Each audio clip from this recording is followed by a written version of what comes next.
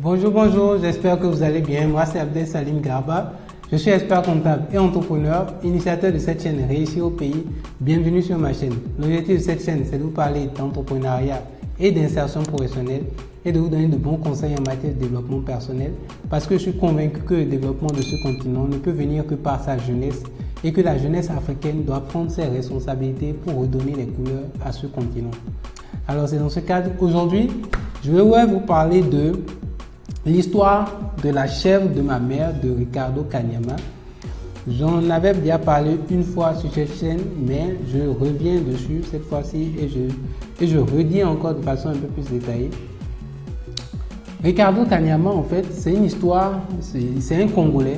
C'est un Congolais qui est né au Congo, donc c'est vraiment un Africain, quelqu'un auquel on peut s'identifier quand on est Africain, un Congolais qui, dans son village, dans son enfance, a vécu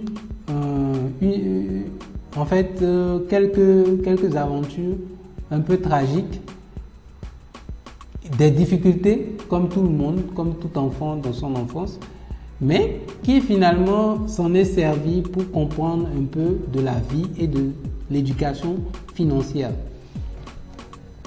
Ricardo Kanyama aujourd'hui, il est passé de zéro à entrepreneur congolais. Donc aujourd'hui, c'est un entrepreneur qui est au moins millionnaire en dollars grâce à son livre La chèvre de ma mère qu'il a publié où il a raconté en fait son histoire, son enfance, ce qu'il a vécu et comment ça l'a amené à comprendre comment devenir riche plus tard, bien plus tard. Parce qu'il ne l'a pas compris dans son enfance, mais il l'a compris bien plus tard. Donc il raconte son histoire de façon assez pratique. Il dit que quand il est dans son enfance, il est issu de famille polygame. Donc d'un père qui avait deux femmes. Comme dans beaucoup de familles africaines de l'époque, effectivement, les pères, ils ont souvent plusieurs épouses. Donc il dit en fait que ils étaient riches, son père était très riche, très fortuné. Ils avaient une exploitation familiale, ils avaient des vaches, des chèvres, ils faisaient de l'agriculture, ils faisaient un peu de tout. Donc ils étaient vraiment fortunés. Donc ce qui s'est passé, c'est que ils profitaient bien de la life et un matin seulement, le papa est décédé. Et quand le papa est décédé, événement tragique, paix à son âme, événement tragique, la situation change. Là, la situation change pourquoi? Pas parce qu'ils sont devenus pauvres en même temps, non. Ils avaient déjà l'héritage de leur père. Mais la situation change parce que, comme en Afrique, comme tout bon Africain, la famille du papa, la grande famille du papa est venue réclamer les biens du père, les biens laissés par le papa de Ricardo Kanyama. Et ils sont venus, ils ont saisi ça de force. Et ils ont jeté les deux coépouses et les enfants dont, avec Ricardo Kanyama et ses frères et sœurs, on les a jetés à la rue. On leur a dit de se débrouiller. Par contre, en les jetant à la rue, ils ont laissé comme seul héritage une chèvre à chacune des femmes polygames. D'où le titre, La chèvre de ma mère. Donc, l'histoire dit, qu'est-ce qu'il nous raconte dans l'histoire? Il dit que quand les parents l'ont laissé, la famille les a laissés sans rien, avec juste une chèvre. Donc ils sont passés d'une situation où ils avaient une cuillère en or, ils mangeaient très bien à leur faim, à une situation où ils n'avaient même pas à finir les fins du mois. À tenir même, savoir, ils ne savaient pas quoi manger chaque jour. Et ils mangeaient finalement des patates douces, des courges, du manioc, des choses qu'ils n'aimaient pas forcément parce qu'ils avaient l'habitude de manger de la bonne viande, bon poisson, voilà, de bien s'alimenter. Et les enfants ne faisaient que déranger la mère de Ricardo Kanyama. Donc Ricardo et ses frères et sœurs ne faisaient que déranger leur mère pour bien manger, leur demander à la maman de tuer la chèvre pour qu'ils mangent au moins un bon repas pendant quelques jours. Et la mère de Ricardo Kanyama refusait. Elle refusait constamment. Elle dit non, que ça qu'elle ne veut pas tuer la chèvre, qu'elle préfère la préserver.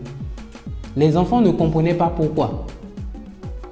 Par contre, la coépouse, donc l'autre femme du papa de Ricardo Kanyama, elle a fini par tuer la chèvre qui lui a été donnée et elle a mangé la chèvre avec ses enfants pendant plusieurs jours. Ils se sont bien alimentés, bien rassasiés, c'était bon, mais après encore la misère continuait. Par contre, la mère de Ricardo Kanyama continuait chaque jour à refuser les supplications, à ne pas céder aux supplications de ses enfants de manger la chèvre. Mais pourquoi? Parce qu'un jour, la chèvre que la mère avait, la mère de Ricardo Kanyama avait, a donné naissance à un petit. Et en donnant naissance à ce petit-là, ça a donné en fait un espoir à la famille, à la maman et aux enfants. Les enfants n'avaient pas compris, même encore à ce moment-là, même quand la chèvre a donné naissance à un petit, ils n'avaient pas encore compris. Mais qu'est-ce qui s'est passé? Quelques temps après, ils voulaient encore que les enfants voulaient encore que la maman mange la chèvre, hein. Les enfants, les petits de la chèvre, mais la maman continuait. Non, donc la chèvre a fait ensuite un deuxième, ensuite un troisième. Et la maman a attendu qu'il y ait 2, 3, 4 pour commencer à faire manger un peu. Maintenant, les petits à ses enfants. Elle disait en fait que, la maman a dit en fait que, elle a pris soin de prendre la chèvre, de la faire accoupler avec un mâle pour que, au moins à minima, si cette chèvre-là peut mettre bas, qui peut se nourrir des enfants, de ce qu'elle a, de la descendance de cette chèvre-là, plutôt que de tuer la chèvre, manger la chèvre, et on tue la poule aux œufs d'or. Donc c'est l'équivalent d'une poule aux œufs d'or, parce que la chèvre là, elle met bas plusieurs bébés, elle en fait plusieurs, et finalement, un jour, ils ont commencé à avoir un troupeau. Donc pour dire quoi, la leçon que Ricardo a eue de sa mère, après plusieurs mois et semaines par rapport à cette histoire-là, c'était qu'il fallait jamais se nourrir de la poule qui vous donne les œufs, mais se nourrir plutôt de ses œufs. Et ça, c'est un parallélisme à faire avec le livre de Robert Kiyosaki, Père riche, Père pauvre, qui dit quoi? Les pauvres utilisent leurs revenus pour financer leur train de vie, leurs dépenses. Donc les pauvres utilisent leurs revenus. L'équivalent de leurs revenus ici, c'est la chèvre ou c'est la poule aux œufs d'or. Les riches, eux par contre, utilisent les revenus de leurs revenus. Donc les revenus de leurs actifs plutôt. Donc les revenus de leurs actifs. Donc les actifs qui leur produisent des revenus, ils utilisent les revenus de ces actifs pour financer leurs dépenses. C'est comme ça les riches font. Les riches financent leurs dépenses à partir des revenus de leurs investissements. Les pauvres dépensent tout ce qu'ils gagnent. Et c'est le même principe que la maman de Ricardo Kanyama a appliqué en disant que je préfère attendre que la chèvre mette bas et je mange les petits plutôt que de tuer, de manger la chèvre. Ça n'a pas de... Donc c'est que de la logique qu'elle a suivi. Cette histoire-là est une histoire purement africaine. En Afrique ici, au Congo, en Afrique centrale. Donc les réalités sont connues de nous. Je vous aurais parlé de Robert Kiyosaki, qui est jusqu'aux États-Unis là-bas. Vous m'auriez dit que sa réalité est éloignée de la nôtre. Voyez-vous une femme qui, du fin fond du Congo, passe d'une situation aisante ou aisée à une situation prolétaire, une situation terrible, mauvaise, et qui applique les principes d'éducation financière simple de Robert Kiyosaki, qui est de l'autre côté des États-Unis. Donc, retenez que premier principe en matière d'éducation financière, ne financez jamais vos dépenses, votre train de vie sur la base de ce que vous gagnez. Financez seulement sur la base de vos... Faites d'abord des investissements et attendez que ces investissements-là vous donnent de l'argent avant de vous faire plaisir. Première leçon en matière d'éducation financière. Deuxième leçon que Ricardo Kanyama a apprise grâce à sa mère et à la chèvre de sa mère.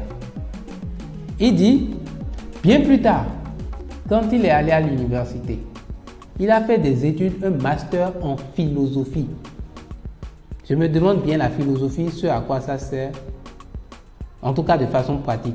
Je ne fustige pas ceux qui font de la philosophie, mais entre griffes, choisissez des formations, même si vous voulez travailler pour quelqu'un, choisissez des formations dont votre aire a besoin. C'est mon conseil. Donc, il a fait un master en philosophie. Et en fait, ce qui est drôle, c'est que quand il a fini, il sort, il cherche un diplôme. Parce que sa maman a financé son master, toutes ses études avec la ferme qu'ils avaient. Donc, la chèvre a donné naissance à plein de petits et ils ont reconstitué tout le cheptel. Donc, c'est avec ce cheptel-là que la maman a pu financer les études de Ricardo Kanyama jusqu'à ce qu'il n'aille à l'université et qu'il ait son master en philosophie. Donc, sa maman fait tous ces efforts-là, finance son master en philosophie, il sort et il dit, bon, c'est bon, maintenant, je suis sûr maintenant que je vais avoir un emploi. Il commence pendant 6 mois, il ne trouve pas de l'emploi. Il commence pendant 6 mois à chercher un travail, il ne trouve pas de l'emploi. Et il se dit, mais il y a un problème. Comment je peux avoir étudié tout ça? Ma mère a dépensé autant d'argent et que je n'arrive pas à trouver de l'emploi après ça. Et ça, c'est une situation que vivent beaucoup, la majeure partie des jeunes aujourd'hui. Et si personne ne fait rien, dans 30 ans, 50 ans, c'est exactement ce qui va se passer. Alors que c'est une question d'éducation financière. C'est une question d'éducation financière. Il a compris que l'école ne nous rend pas riches. L'école nous forme à un métier. Mais l'école ne nous apprend pas comment faire de l'argent, comment devenir riche. L'école nous apprend comment investir l'argent, comment compter l'argent, comment gérer, même pas comment gérer l'argent, même l'école, on dit gestion, mais encore. Comment gérer l'argent. Mais comment faire de l'argent, l'école ne nous apprend pas ça. L'école nous apprend comment travailler pour les gens qui font de l'argent. Comment travailler pour les entrepreneurs, pour les gens qui savent comment faire de l'argent. Quand il a compris ça, la deuxième leçon, il a compris que l'école ne nous apprend pas à gagner de l'argent. Dans ce cas d'espèce, qu'est-ce qu'il a décidé de faire? Il a dit, bon, dans ce cas d'espèce, je vais devenir entrepreneur. Si personne ne m'embauche, je vais entreprendre. Mais avant d'entreprendre, juste avant, il a fini par trouver un petit stage où on lui payait 50 000 francs CFA. Donc quand on lui payait 50 000 francs CFA dans son petit stage, il a décidé de mettre un peu d'argent de côté chaque mois pour financer son entreprise, son projet, sa nouvelle chèvre. Parce qu'il s'est dit que au moins, si l'école ne me rend pas riche, au moins à minima, quand ma mère a pu financer mon éducation grâce à une chèvre qui a mis des parts. Une chèvre aujourd'hui coûte quoi? En moyenne 50 000 francs CFA. C'est la réflexion, c'est le parallélisme qu'il a fait. Une chèvre coûte en moyenne 50 000 francs CFA. Donc ce que je vais faire, je gagne 50 000 francs CFA dans mon stage. Chaque mois, je vais mettre 10 000 francs de côté. 5 000 francs si je peux, 10 000 francs de côté. Jusqu'à ce que je n'ai les 50 000 francs. Et je prenais ces 50 000 francs là pour aller investir dans une activité qui va me générer de l'argent. il s'est servi de l'histoire de sa mère, de son enfance, pour maintenant appliquer comment faire de l'argent. Donc c'est comme ça qu'il a constitué son petit capital grâce à son stage où il était payé 50 000 francs CFA. Il économisait chaque mois un peu, 10 000, 5 000. Il a réussi à constituer les 50 000 francs CFA. Et il n'a pas acheté une chèvre, lui. Il a lancé un petit commerce. Une petite boutique, un petit commerce où il vendait des petits articles. Et c'est juste du commerce. Hein. Il a commencé par le commerce, petits articles, tac, tac, tac. Et 5 ans plus tard, d'un business à un autre, à un plus gros business à un autre, il réinvestissait systématiquement. Il a fini par avoir une fortune. Il a fini par gagner aujourd'hui. Il est aujourd'hui millionnaire en dollars. En 5 ans. 5 ans ou 10 ans, excusez-moi. 5 ans ou 10 ans. Maintenant, ce qu'il faut, la 4e leçon que Ricardo Kanyama retient, il dit qu'il faut épargner au minimum 10% de ce qu'on gagne quand on veut devenir riche. Il faut commencer d'abord quand vous gagnez 50 000 francs, quand vous gagnez un petit salaire, mettez d'abord de côté et ensuite les 10% de côté et ensuite maintenant commencez à dépenser les 45 000, les 90%. Mais vous, quand vous percevez l'argent, mettez d'abord de côté et ensuite commencez à dépenser. Et cet argent-là, constituez-le pour investir. Mais il dit, il vaut mieux investir et perdre son argent. Ça vous donne une possibilité de réussir, de vous enrichir, que de prendre tout l'argent et de le dépenser. Comme dans le cas de la chèvre, là vous donnez toutes les possibilités possibles de rester dans la pauvreté. Il dit donc que le problème en Afrique, la réalité en Afrique, c'est que la plupart des gens n'arrivent pas à épargner pour la simple et bonne raison que il y a certains freins. Et ça, c'est une réalité de ce continent. Il y a certains freins. L'un des freins, c'est que c'est notre entourage qui nous empêche d'épargner. Parce que les gens ne comprennent pas qu'il faut se sacrifier aujourd'hui, se serrer la ceinture aujourd'hui, pour que dans 5 ans, dans 10 ans, on puisse se mettre tous bien. Le vrai problème, c'est que vous allez gagner de l'argent, comme il le dit, Ricardo Kanyama, vous allez épargner et le lendemain, quelqu'un va venir vous dire j'ai tel problème, j'ai ci, j'ai ça, j'ai ci, j'ai ça. La famille, les amis, machin, et vous voulez aider tout le monde. Finalement, votre épargne, zéro. Donc, vous mettez de l'argent dans quelque chose qui ne vous rapporte pas de l'argent. Et vous restez dans la pauvreté parce que vous vivez sur le même salaire. Chaque mois, c'est le même problème. C'est la rat race. C'est ce qu'on appelle la rat race. Alors, il dit en fait qu'on ne vous empêche pas d'aider vos familles, vos proches, parce qu'on est en Afrique. Ce que par contre vous devez faire, c'est déjà une part les sensibiliser. Que c'est pour eux et c'est pour vous que tout ce que vous faites, ce que vous faites là. Vous épargnez, et que quand vous n'en avez pas, vous n'en avez vraiment pas. Mais que c'est demain vous en aurez, parce que vous faites ça pour que demain, quand vous allez être riche, vous pourrez aider tout le monde. Parce que quand vous êtes pauvre, vous ne pouvez aider personne. Même si vous voulez aider les gens, vous avez n'importe quel projet social. Quel que soit le projet social que vous avez, vous voulez aider les gens, vous voulez faire ci, vous voulez aider les enfants, machin. Si vous n'êtes pas riche, vous ne pouvez aider personne.